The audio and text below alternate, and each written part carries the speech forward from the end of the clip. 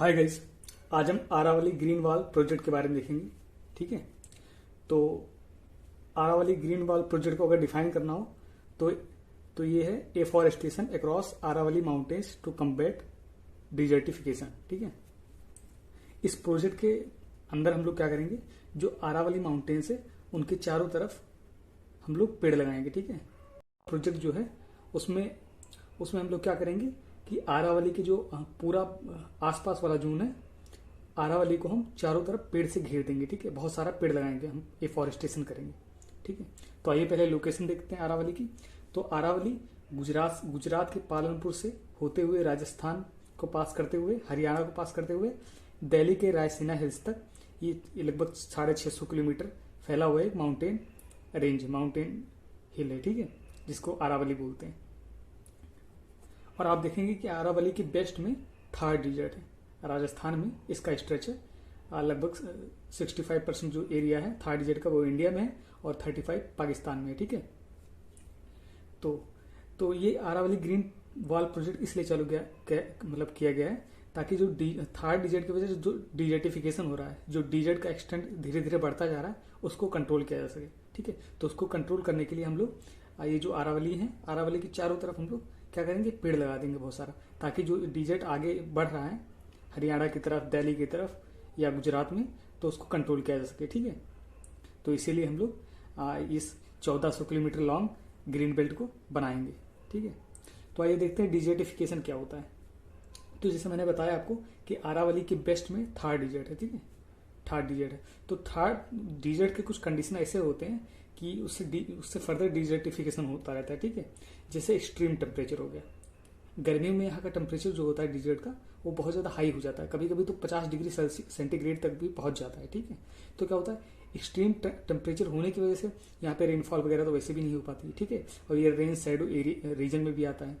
ठीक है, तो पहला कंडीशन हो गया कि यहाँ पे एक्सट्रीम टेम्परेचर होता है। ठीक है, और एक्सट्रीम टेम्परेचर होने की वजह से यहाँ पे pressure gradient, uneven pressure difference यहाँ पे प्रोड्यूस होता है। ठीक है, जिसको प्रेशर ग्रेडियंट बोलते हैं। मतलब कहीं पे लो प्रेशर तो कहीं पे हाई प्रेशर, कहीं पे हाई प्रेशर तो कहीं पे लो प्रेशर, ऐसा अनइवन डिस्ट्रीब्यूशन है।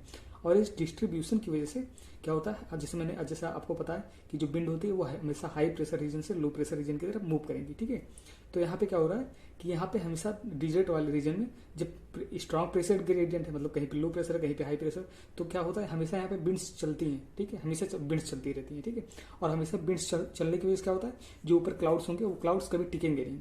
ठीक है, मतलब यहाँ पे बारिश होने की जो थोड़ी बहुत संभावना थी वो भी खत्म हो जाती है विंड्स की वजह से, क्योंकि विंड्स जो क्लाउड्स हैं उनको डिस्प्लेस कर देते हैं। ठीक है, और यहाँ पे मॉइस्चरलेस क्लाउड्स ज़्यादातर होते हैं क्योंकि यहाँ पे पानी वगैरह तो सोर्स है ही नहीं। ठीक है, और तीसरी बात, जब ये प्रेशर ग्रेडियंट डिफरेंट वो हो रहा है तो यहाँ पे बादल नहीं बनने, और जब बादल नहीं बनने तो क्या यहाँ पे प्रिसिपिटेशन नहीं हो रही है, रेनफॉल नहीं हो रही है। ठीक है, और ये आरावली जो है, यहाँ से जो मानसून विंड्स जाती हैं उनका जो मैक्सिमम रेनफॉल है वो आरावली के ईस्ट में हो जाता है। ठीक है, इसलिए आरावली का जो बेस्ट वाला रीजन है वो रेन शैडो रीजन बनता है। तो इसलिए यहाँ पे जो डिजर्ट वाली कंडीशन वो और स्ट्रांग होती है। ठीक है, और चौथी बात कि यहाँ पे विंड्स बहुत ज़्यादा चल रही हैं, मतलब सैंड स्टॉर्म चलेंगे। ठीक है, सैंड ड्यून्स, और ये जो सैंड ड्यून्स होते हैं वो हमेशा आगे बढ़ेंगे। मान लीजिए ये थार डिजर्ट है, इसके आसपास का रीजन धीरे धीरे कुछ सालों में वो भी क्या होगा, वो भी सैंड ड्यून से भर जाएगा, तो धीरे धीरे क्या होगा, वो भी डिजर्ट में कन्वर्ट हो जाएगा। ठीक है, और फिर पांचवी बात करते हैं हम लोग ह्यूमन इंटरफेरेंस की।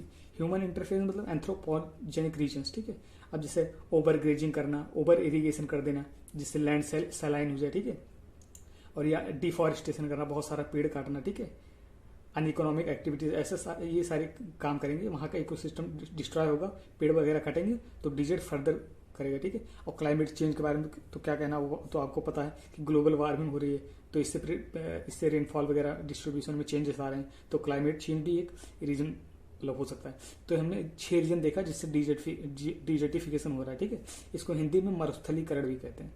ठीक है, तो इसी डिजर्ट को या डिजर्टिफिकेशन को रोकने के लिए हम लोग क्या करेंगे, 1400 kilometre green belt of trees surrounding Aravalli, मतलब इस आरावली को पूरे हर तरफ से सराउंड कर देंगे। ठीक है, गुजरात, राजस्थान, हरियाणा, दिल्ली, हर जगह पे इनके सब खूब सारा पेड़ लगाएंगे। ठीक है, तो ये है। और इस प्रोजेक्ट के साथ साथ और भी क्या क्या हम लोग करेंगे। अब जैसे वहाँ पे बहुत सारे पॉन्ड्स हैं, लेक्स हैं, डैम्स डैम से, ठीक है। तो इनका रिनोवेशन करेंगे, अगर इनकी खराब सिचुएशन है तो इनको रिनोवेट करेंगे, इनमें फिर से पानी आएंगे, ठीक है। और पानी का कंजर्वेशन भी करेंगे, ठीक है। ये हो गया। एफॉरेस्टेशन तो करना ही करना है। अवेयरनेस क्रिएशन भी इस प्रोजेक्ट का एम है, ठीक है। और जैसे ये गवर्नमेंट की, मतलब गवर्नमेंट की, सिर्फ गवर्नमेंट इसको नहीं कर सकती है, इतना सारा पेड़ लगाना गवर्नमेंट के बस की बात नहीं है, ठीक है। तो इसमें क्या करेंगे, कम्युनिटी पार्टिसिपेशन भी करेंगे।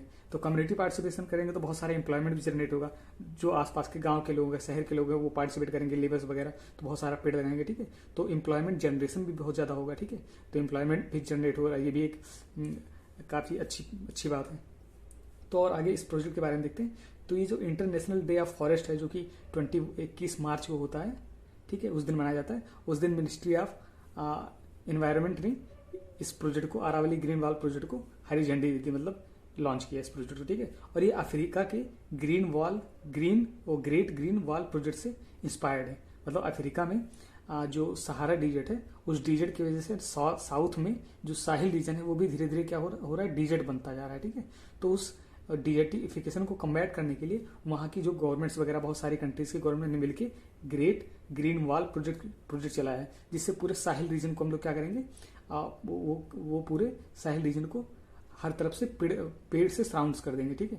पेड़ से सराउंडिंग बना देंगे, एक पेड़ का मतलब वॉल बना देंगे, इसलिए इसको ग्रीन वॉल भी बोला जाता है, ग्रीन मफलर भी बोल सकते हैं, ठीक है।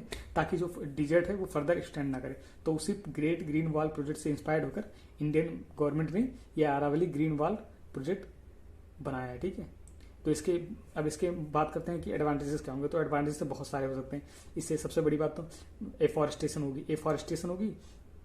तो जो लोग पेड़ लगाएंगे उनके लिए एम्प्लॉयमेंट जनरेशन होगी, ठीक है। इकोसिस्टम वगैरह वहाँ पे कंजर्व होगा। और नेटिव ट्रीज लगाएंगे, जैसे खेजड़ी वहाँ की एक नेटिव ट्री है, तो उन्हीं नेटिव ट्रीज का यूज हम लोग करेंगे, फॉरेन ट्रीज का यूज नहीं करेंगे, ताकि इकोसिस्टम वहाँ का खराब हो, ठीक है।